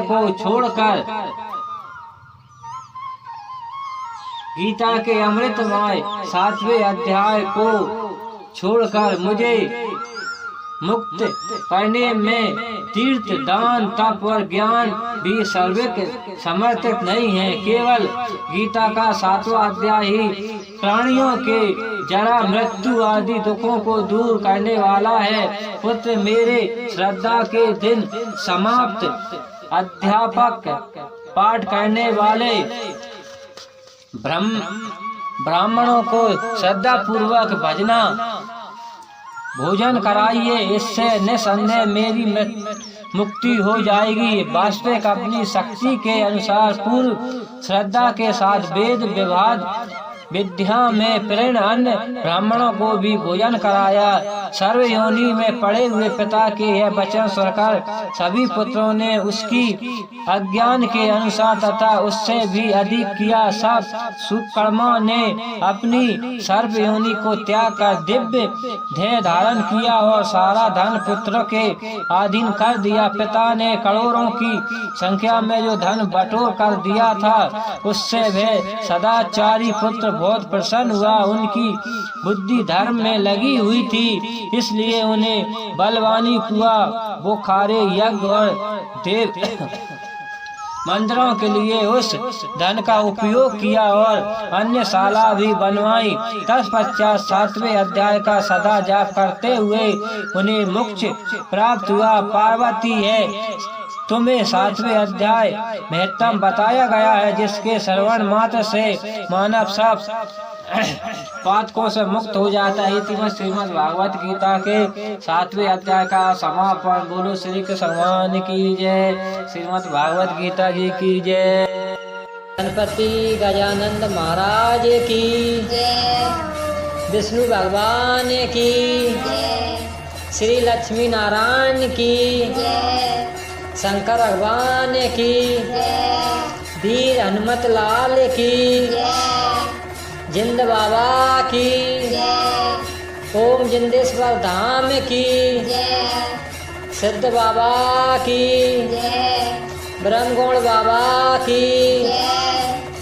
लक्ष्मी माता की जय। गौरा पार्वती मैया की जय। श्री रामचंद्र भगवान की जय। सभी देवी देवतान की जय। सब संतान की जय। सब भक्तान की जय। आज के आनंद की जय।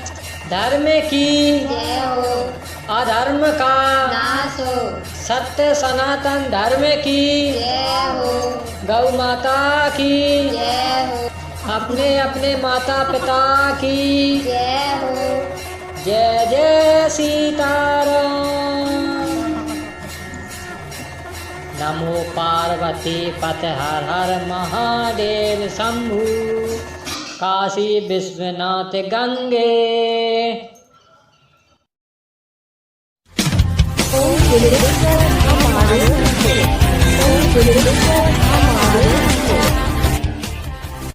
KSBMJV का पूरा अर्थ शिव, सागर, विष्णु, महेश, जिंदेश्वर, धाम, अरुण।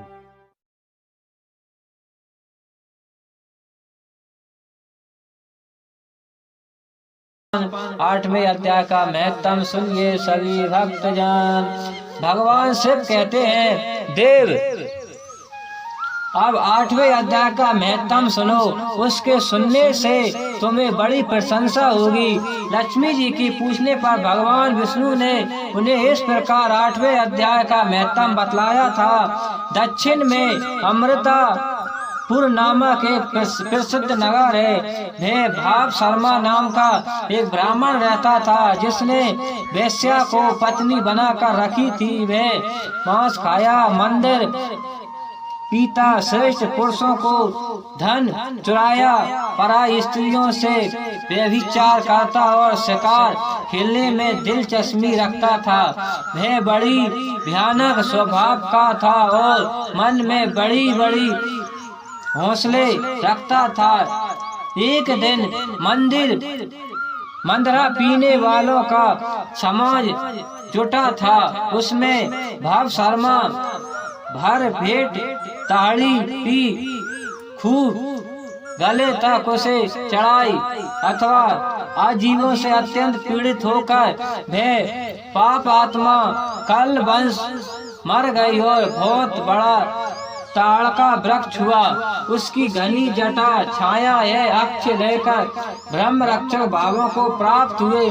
कोई पति पत्नी वहाँ रह करते थे। उनके पूर्वजनों की घटना इस प्रकार है। इस काशी बल नाम का ब्राह्मण था, जो वेदों के तत्वों को ज्ञाता, संपूर्ण शास्त्रों के अथवा विषय यज्ञ और सदाचारी था। उसकी स्त्री नाम कुमित था। वह बड़ी खट्टे बच्चों विचारकों की थी। वह ब्राह्मण वेदान होने पर भी अत्यंत लोभ वंश अपनी स्त्री के साथ प्रतिदिन भैंस, काल, पुरुष अथवा घोड़े आदि बड़े दोनों को ग्रहण किया करता था, परंतु दूसरे ब्राह्मणों को दान में मिला हुआ कोड़ी भी नहीं देता था।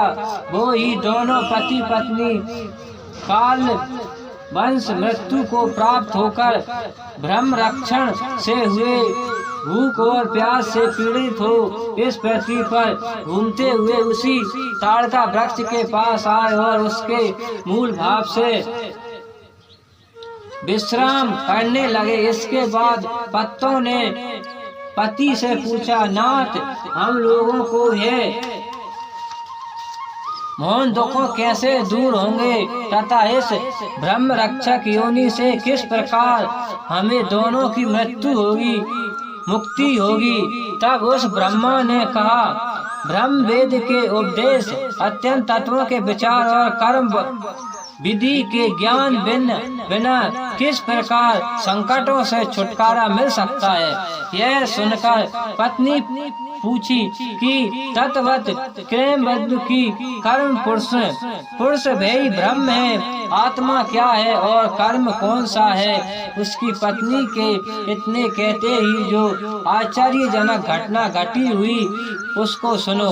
उपरांत वाक्य गीता के 8वें अध्याय का आधा श्लोक था। उसके श्रवण से वह वृक्ष उस समय ताड़का रूपी को त्याग कर भव शर्मा नाम का ब्राह्मण हो गया।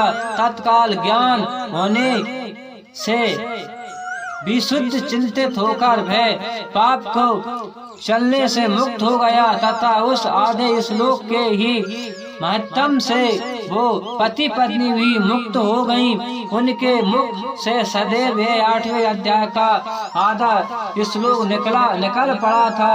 तत्क्षण आकाश से एक दिव्य विमान आया और वो दोनों पति पत्नी उस विमान पर अरुण होकर स्वर्गलोक को चली गईं। वहाँ का यह सार वृत्तांत अत्यंत आश्चर्यजनक था। उसके बाद उस बुद्धिमान ब्राह्मण भाव शर्मा ने आदर पूर्वक उसे आदि श्लोक को लिखा और देव जनार्दनों को आराधना करने की इच्छा से वे मुक्तिदायिनी काशीपुरी में चला गया। वे उधर बुद्धि वाले ब्राह्मण ने भारी तपस्या आरंभ की। उसी समय क्षीर सागर की कन्या भागवती लक्ष्मी ने हाथ जोड़कर देवताओं को भी देवता जग उत्पन्न जनार्दन से पूछा, नाथ आप सहस्र नींद त्याग कर खड़े क्यों हो गए हो? श्री भगवान बोले, देवी काशीपुरी में भागीरथ के तट पर बुद्धिमान ब्राह्मण भव शर्मा मेरे भक्ति रस से परिपूर्ण होकर अत्यंत कठोर तपस्या कर रहा है। वे अपनी इंद्रियों को बस में करके गीता के 8वें अध्याय के आधे श्लोक का जाप करता है। मैं उसी को तपस्या से बहुत संतुष्ट हूँ।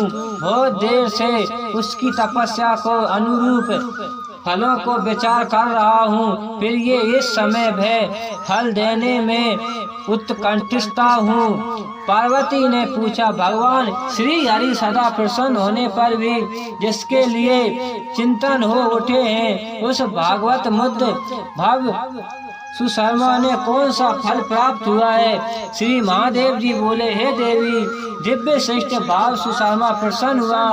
भगवान विष्णु के प्रसन्न को पाकर अत्यंत सुख मोक्ष को प्राप्त हुए तथा उसके अत्यंत वंश जो भी नरक योनि में पड़े थे उसी के यक्ष कर्मों से भागवत को प्राप्त हुए। पार्वती है 8वें अध्याय का महत्व थोड़ा मैं ही तुम्हें बताया है, इस पर सदैव विचार करते रहना चाहिए। श्रीमद् भागवत गीता के 8वें अध्याय का महत्व समाप्तम। बोलो श्री कृष्ण भगवान की जय। 8वें अध्याय की जय। श्रीमद् भागवत गीता जी की जय हो।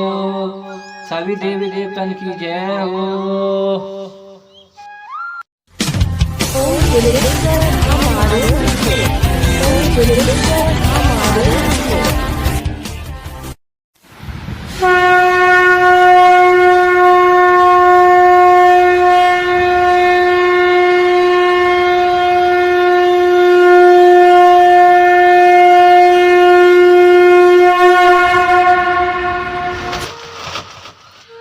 बोलो श्री रामचंद्र भगवान की, कृष्ण भगवान की जय। श्रीमद् भागवत गीता जी की जय हो।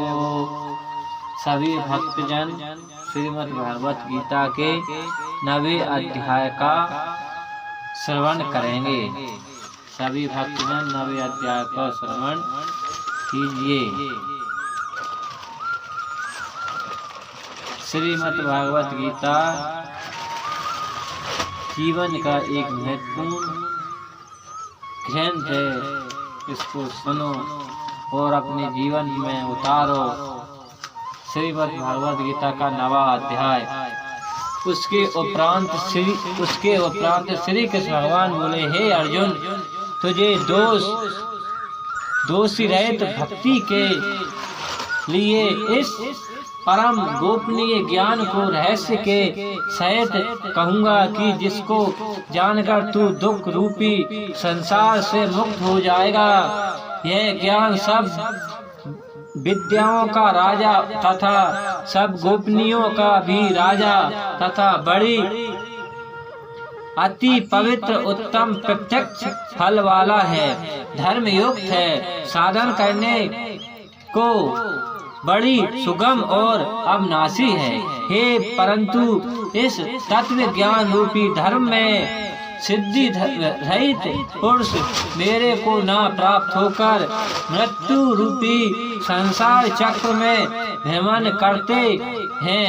हे अर्जुन मुझे सच्चानंद घन परम आत्मा से यह सब जगत जल से बर्फ के सदैव परिपूर्ण है और सब भूत मेरे अंतर्गत संकल्पों के आधार स्थिर हैं। इसलिए वास्तव में उनमें स्थिर नहीं हूँ और वे सब भूत मेरे में स्थिर नहीं हैं, किंतु मेरी योग माया और प्रभाव को देख के भूतों का धारण पोषण करने वाले तथा भूतियों को उत्पन्न करने वाले भी मेरा आत्मा वास्तव में भूतों में स्थिर नहीं है, क्योंकि जिस आकाश से उत्पन्न हुई सर्वज्ञ विचारने वाले महान वायु सदा ही आकाश में स्थिर है, वैसे ही मेरी संकल्प द्वारा उत्पन्न वाले होने से संपूर्ण भूत मेरे में स्थिर हैं। ऐसा जान हे अर्जुन, कल्पना के अंत में सब भूत मेरी प्रकृति को प्राप्त होते हैं, अर्थात प्रकृति में लय होते हैं, और काल्प के आदि में उनको मैं फिर रचता हूँ। किसे की अपनी त्रिगुणियों माया को अंडी करके स्वभाव के बस में उत्पन्न हुए इस संपूर्ण भूत समुद्रियों को बारंबार उनके कर्मों के अनुसार रचता है। हे अर्जुन, उन कर्मों में अस्पृहत तथा उदासीन के सदैव स्थिर हुए मुझे परमात्मा को वो कर्म नहीं मानते हैं।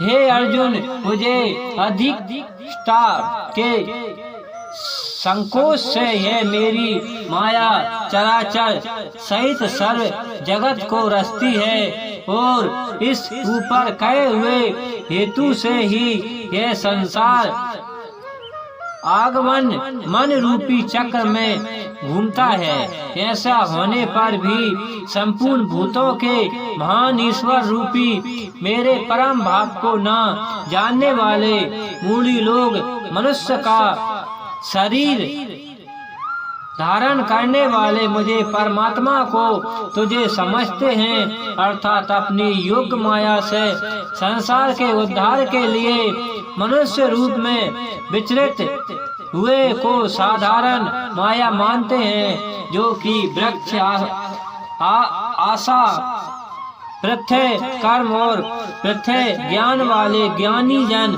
रक्षकों के और असुरों के जैसे मोहित करने वाले तामों से स्वाभाविक को ही धारण किए हुए हैं। परंतु हे कुंती पुत्र, देवी प्रकृति के आश्रित हुई भी जो महात्मा जन हैं, वे तो मेरे को सब भूतों का सनातन कारण और नाश रहित अक्षर स्वरूप जानकर अन्यास से युक्त हुए निरंतर बचते हैं। वे दृढ़ निश्चय वाले भक्तजन निरंतर मेरे नाम और गुणों का कीर्तन करते हुए तथा मेरी प्राप्ति के लिए यत्न करते हुए और मेरे को बारंबार प्रणाम करते हुए सदा मेरे ध्यान में युक्त हुए अन्य भावों से मुझे उपासित हैं। उनमें कोई मैं मुझे श्रेष्ठ स्वरूप परमात्मा को ज्ञान यज्ञ के द्वारा पूजन करते हुए एक तत्व भाव से, अर्थात जो कुछ है सब वासुदेव ही हैं, इस भाव से उपासित हैं, और दूसरे प्रवक्त वक्ताओं से अर्थात स्वामी सेवक भाव से और कहीं कहीं बार प्रकार से भी उपासित हैं। क्योंकि किंतु अर्थात सिद्ध कर्म में हूँ, यज्ञ अर्थात पंड महायज्ञ ज्ञानियों का स्मृत कर्म में हूँ, स्वाधीन अथवा पीताम्बर के निर्माता दिए जाने वाले अन्न में हूँ, औषधि और सब वनस्पतियों में हूँ, एवं मंत्र में हूँ, गीत में हूँ, आंगी में हूँ, हवन रूपी क्रिया भी मैं ही हूँ। हे अर्जुन, मैं ही इस संपूर्ण जगत का दाता और धारण पोषण करने वाले एवं कर्मों के फलों को देने वाले तथा पिता माता और पिता माँ हूँ, और जानने योग्य पवित्र ओमकार तथा ऋग्वेद सामवेद और यजुर्वेद भी मैं ही हूँ। हे अर्जुन, इस प्राप्त होने वाले तथा भरण पोषण करने वाले सबका स्वामी, शुभ अशुभ का देने वाला, सबका वासना स्थान और शरण लेने योग्य तथा पृथ्वी उपहार न चाह कर हित करने वाले और उत्पत्ति प्रलोप रूपी तथा सबका आधार निधान और अविनाशी कारण भी मैं ही हूँ। मैं ही सूर्य रूपी हूँ, तपता हूँ और वर्षा को आकर्षित करता हूँ और वर्षा अंत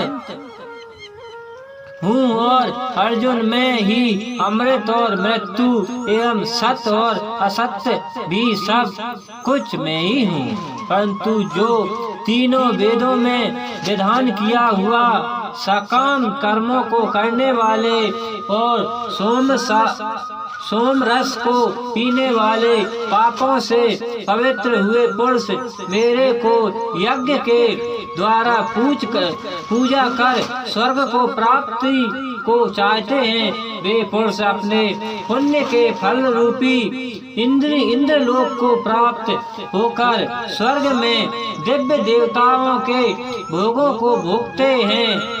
वे उस विशाल स्वर्ग लोक को भोगकर पुण्य क्षीण होने पर मृत्यु लोक को प्राप्त होते हैं। इस प्रकार स्वर्ग के साधन रूपी तीनों वेदों में कहे हुए सकर्म कर्मों के शरण हुए और भोगों को करने वाले पुरुष बारंबार जान अनजाने को प्राप्त होते हैं, अर्थात पुण्य के प्रभाव से स्वर्ग में जाते हैं और पुण्य क्षीण होने से मृत्यु लोक में आते हैं। जो अन्य भाव से मेरे में स्थिर हुए भक्तजन मुझे परमेश्वर को निरंतर चिंतन करते हुए निष्काम भाव से भजते हैं, उन्हें नित्य एक ही भाव से मेरे में स्तर वाले पुरुषों को योग्य क्षण में स्वर्ग प्राप्त कर देता हूँ।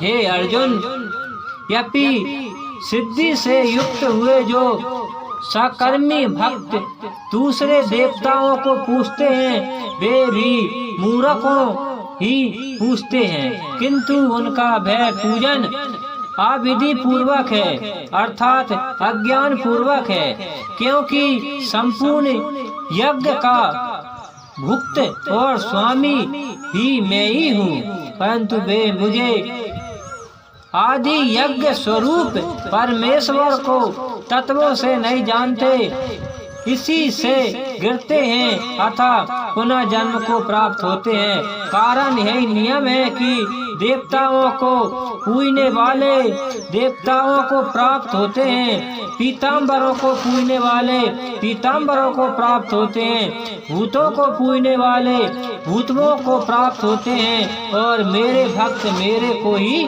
प्राप्त होते हैं। इसलिए मेरे भक्तों का पुनः जन्म नहीं होता है। हे अर्जुन, मेरे पुनः जन्म में यह सुगमत भी है कि पत्र पुण्य फल जल इत्यादि जो कोई भक्त मेरे लिए प्रेम से अर्पण करता है, उसे शुद्ध बुद्धि निष्काम प्रेमी भक्त का प्रेम पूर्वक अर्पण किए हुए वह पत्र पुण्य आदि में सैकड़ों रूप से प्रकट होकर पृथ्वी सहित खाता हूँ। इसलिए हे अर्जुन, तू जो कुछ कर्म करता है, जो कुछ खाता है, जो कुछ हवन करता है, जो कुछ दान देता है, जो कुछ स्वयं धर्म संचालक रूप से तप करता है, वह सब मेरे अर्पण करता है। इस प्रकार कर्मों को मेरे अपूर्ण करने रूप सन्यासी योगियों से युक्त हुए मन वाला तू शुभ अशुभ फल रूपी कर्म बंधन से मुक्त हो जाएगा और उनसे मुक्ति हुई मेरे को ही प्राप्त होवेगा। यपि मैं सब भूतों में सवा भाव से व्यापक हूँ, ना कोई मेरा अप्रिय है और ना कोई प्रिय है, परंतु जो भक्त मेरे को प्रेम से भजता है वह मेरे में और भी उनमें प्रत्यक्ष प्रकट हुआ। मेरी भक्ति का और भी प्रभाव सुन। यदि कोई अतिशय दुचारी भी अन्य भाव से मेरे भक्त हुआ मेरे को निरंतर भजता है। वह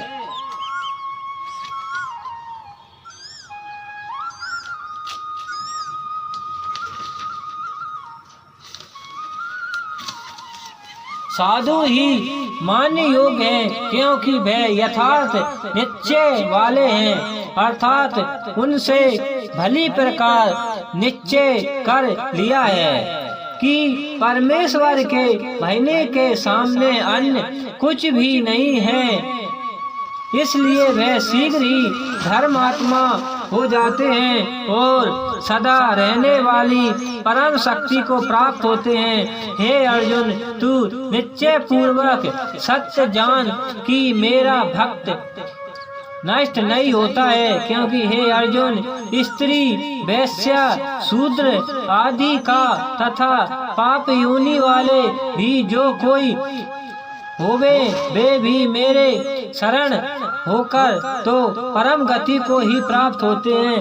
फिर क्या कहना है कि पुण्यशील ब्रह्मजन तथा राजा ऋषि भक्तजन परम गति को प्राप्त होते हैं। इसलिए तू सुख रहित और क्षण भक्तर इस मनुष्य शरीर को प्राप्त होकर निरंतर मेरे ही भजन कर। और मनुष्य शरीर बड़ा दुर्लभ है, परंतु हे नाशवान और सुख रहित, इसलिए काल का भरोसा न करके तथा अज्ञान से सुख रूपी भसने वाले विषय भोग को न फंसकर निरंतर मेरे ही भजन कर केवल मुझे सच्चिदानंद घन वासुदेव परमात्मा में ही अन्य प्रेम से नित्य निरंतर अचल मन वाला हो और मुझे परमेश्वर को ही सिद्ध प्रेम सहित निष्काम भाव से नाम गुण और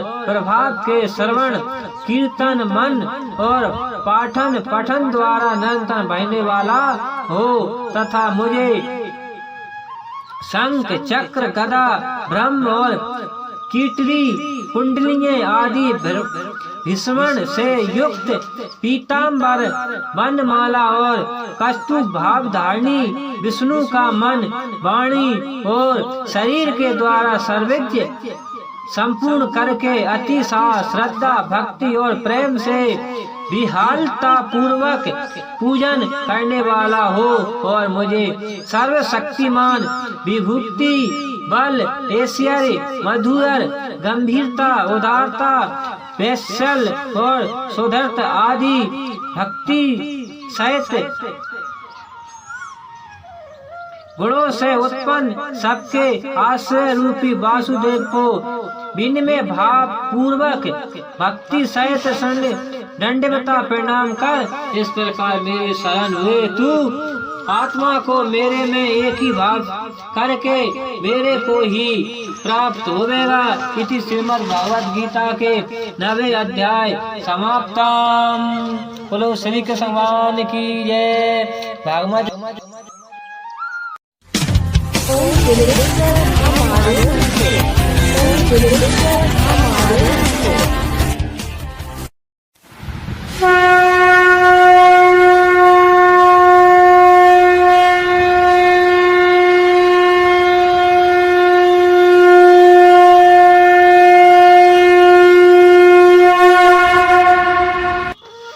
बोलो श्री कृष्ण भगवान की जय। भागवत गीता जी की जय। भागवत गीता जी के 9वें अध्याय का महत्तम सुनिए। महादेव जी कहते हैं, हे पार्वती, अब मैं आदर पूर्वक 9वें अध्याय के महत्तम का वर्णन करूंगा, तुम स्थिर होकर सुनो। नर्मदा के तट पर महर्षि मतंग नाम की एक नगरी है। वह माधव नगर के एक ब्राह्मण रहता था, जो वेद व्याधों के तत्वों तथा समय समय पर आने वाले अतिथियों के प्रेमी था। उन्होंने विद्या के द्वारा बहुत धन कमाकर एक ही महीना यज्ञ का अनुष्ठान आरंभ किया। उस यज्ञ में बलि देने के लिए एक बकरा मंगाया गया। जब उसके शरीर को पूजा हो गई तब सबको आश्चर्य में डालते हुए उस बकरे ने हंसकर उच्च स्वर से कहा, ब्रह्मा ने इन बहुत से यज्ञों द्वारा क्या लाभ है? इनका फल तो नष्ट हो जाने वाला है तथा यह जन्म, झेर और मृत्यु के भी कारण है। यह सब करने पर भी मेरे जो वर्तमान दशा है, इस देख लो। बकरे के इस अत्यंत कुतूहल जाने के वचनों को सुनकर यज्ञ मंडल में रहने वाले सभी लोग बहुत ही विस्मित हुए। तब यह यमराज ब्राह्मण हाथ जोड़ो अवलोकन नेत्रों से देखते हुए बकरे को प्रणाम करके श्रद्धा और आदर के साथ पूछने लगे। ब्राह्मण बोले, आप किस जाति के थे? आपका स्वभाव और आचरण कैसा था तथा किस कर्म से आपको बकरों की योनि प्राप्त हुई है? यह सब मुझे बतलाइए। बकरा बोला, ब्राह्मण मैं पूर्व जन्म में ब्राह्मण के अत्यंत निर्बल कुल में उत्पन्न हुआ था। समस्त यज्ञों का अनुष्ठान करने वाले और वेद विद्या में प्रवीण था। एक दिन मेरी स्त्री ने भगवती दुर्गा की भक्ति के विनम्र होकर अपने बल के रोग की शक्ति के लिए बलि देने के निमित्त मुझे से एक बकरा मंगाया। तत्पश्चात जब चंडाल के मंदिर में वह बकरा मर जाने लगा, उस समय उसकी माता ने मुझे श्राप दिया, ओ ब्राह्मण मैं नीचे पापी, तू मेरे बच्चे का वध करना चाहता है, इसलिए तू भी बकरे की योनि में जन्म लेगा। दुर्लभ श्रेष्ठ तब कल वंश मृत्यु को प्राप्त होकर मैं बकरा हुआ। यद्यपि मैं पशु योनि में पड़ा हूँ तो भी मुझे अपने पूर्वजनों का स्मरण बना हुआ है। ब्राह्मण ने, यदि आपको सुनने की उत्कंठा हो तो मैं एक और भी आश्चर्यजनक की बात बताता हूँ। कुरुक्षेत्र में नाम का एक नगर है जो मोक्ष प्रदान करने वाला है। चंद्र शर्मा नाम का एक सूर्यवंशी राजा राज करता था। एक समय जबकि सूर्य ग्रहण लगा तो राजा ने बड़ी श्रद्धा के साथ कला पुरुषों का दान करने की तैयारी की। उन्होंने वेद व्यादों के परगमी एक वेद ब्राह्मण को बुलवाया और पुरोहितों के साथ वे तीर्थ के पवन जल से स्नान करने को चला। तीर्थ के पास पहुंचकर राजा ने स्नान किया और 2 वस्त्र धारण किए। फिर पवित्र और प्रसन्न चित्र होकर उन्होंने श्रेष्ठ चंदन लगाया और बगल में खड़े हुए पूर्व रहित का हाथ पकड़कर तत्काल चिंतित मनुष्य से घिरे हुए अपने स्थान पर लौट आए। आने पर राजा ने यथाचित विधि से भक्ति पूर्वक ब्राह्मणों को काल पुरुष का दान किया। तब काल पुरुष का हृदय चीर कर उसमें से एक पापी आत्मा चंडाल प्रकट हुई। फिर थोड़ी देर के बाद निंदा भी चंडाल की रूपी धारण करके कल पुरुष के शरीर से निकली और ब्राह्मण के पास आ गई। इस प्रकार चंडाल को वह जुड़ी आंखें लाल किए निकली और ब्राह्मण ब्राह्मणों के शरीर में अस्तित्व प्रवेश करने लगी। ब्राह्मण मन ही मन गीता के 9वें अध्याय का जाप करता था और राजा चुपचाप वह सब कुतिक देखने लगा। ब्राह्मण के अंत कारण में भगवान गोविंद स्नान करते थे, वे उनका ध्यान करने लगे।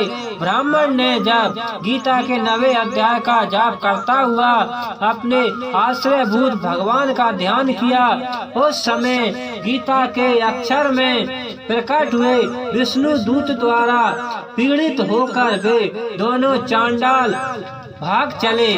उनका उग्घे निष्फल हो गया। इस प्रकार इस घटना को प्रत्यक्ष देखकर राजा के नेत्र आश्चर्य से चकित हो उठे। उन्होंने ब्राह्मण से पूछा, विप्रवर, इस महाभयंकर का अपमानजनक को आपने कैसे पार किया है?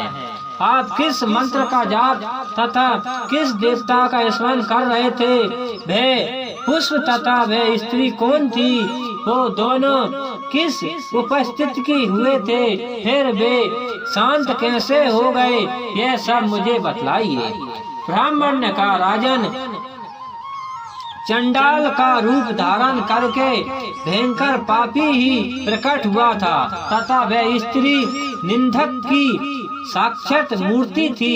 मैं इस दोनों को ऐसा ही समझता हूँ। उस समय में गीता के 9वें अध्याय के मंत्र की माला जपता था। उसी का महत्व है कि सार संकट दूर हो गया। मही मते, मैं नित्य ही गीता के 9वें अध्याय का जाप करता हूँ। उसी के प्रभाव से प्रतिग्रहजनक आपत्तिजनक के पार हो सकते हैं। यह सुनकर राजा ने उसी ब्राह्मण से गीता के 9वें अध्याय का अभ्यास किया। फिर वे दोनों ही परम शक्ति मोक्ष को प्राप्त हो गए। यह कथा सुनकर ब्राह्मण ने बकरे को बंधन से मुक्त कर दिया और गीता के 9वें अध्याय के अभ्यास से परम गति को प्राप्त हुआ। इति श्रीमद् भागवत गीता के 9वें अध्याय का महत्तम समाप्तम। बोलो श्री कृष्ण भगवान की जय, गीता जी की जय हो।